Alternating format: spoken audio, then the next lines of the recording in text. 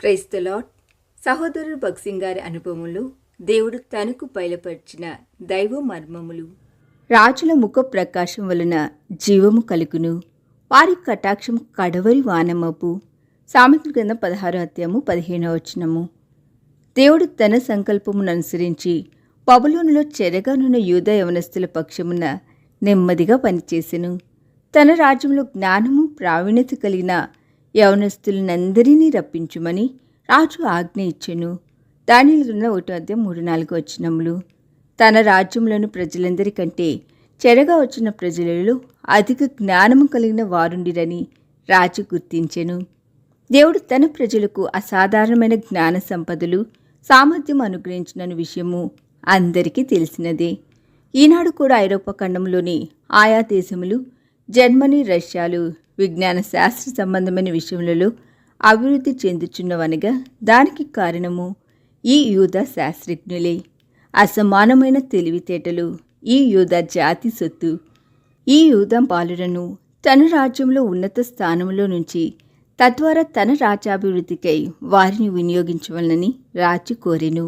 ఆ ఉద్దేశముతోనే వారికి తర్ఫీదు ఇవ్వకోరెను. ఈ యవనస్తులు బబులోను సంకల్పములను విఫలం చేసి చెరలోని యూదులకు విడుదల కలిగించుటలో దేవునిచే వాడబడిరి. ఈ రీతిగా దేవుడు పనిచేయును. సాతాను తంత్రములన్నీ దేవుడు వాడుకొని వాటి ద్వారానే విజయం చేకూర్చును. ఒక ఉదాహరణ చూడుడి. పరిసయ్యులు, సద్దూకయ్యులు యేసుప్రభులు ఎల్లప్పుడూ తప్పు కనిపెట్టవలనని చూచుచుండిరి. అయితే వారి మాయోపాయములలో వారే చిక్కుకునిరి. ఒకప్పుడు పాపం చేయుచుండగా పట్టబడిన ఒక స్త్రీని వారు యేసుప్రభు ఎదుగు తీసుకుని వచ్చి ఇట్లు చెప్పిరి. స్త్రీ వ్యభిచారం చేయుచుండగా పట్టుబడిను.